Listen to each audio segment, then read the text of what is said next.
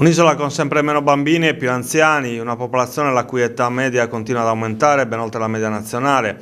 E questa è la fotografia della situazione demografica della Sardegna scattata dalla CNA regionale. Nel 2018 in Sardegna sono state registrate 9.438 nascite, con un calo di 704 unità rispetto al 2017.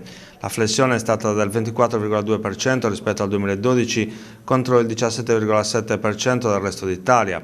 L'età media della popolazione sarda ha superato il valore nazionale, giungendo nel 2019 a 46,8 anni contro il 45,4 della media italiana. Il tasso di fecondità delle donne nell'isola è tra i più bassi d'Italia, una media di 1,06 figli per donna contro un valore nazionale di 1,3.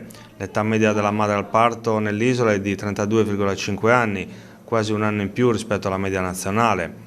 Questo pessimo risultato matura in un contesto caratterizzato da livelli di natalità già assai bassi ed in costante riduzione, hanno commentato Pierpaolo Piras e Francesco Porcu, rispettivamente presidente e segretario regionale della CNA Sardegna.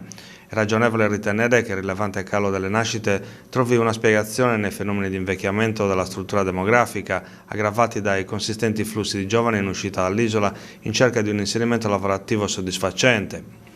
Il crescente sbilanciamento della struttura demografica verso le classi di età più anziane, rileva il report della CNA, si riflette in una netta riduzione del numero di donne in età fertile. I problemi reddituali e di inserimento lavorativo inducono a ritardare l'ingresso nella vita riproduttiva.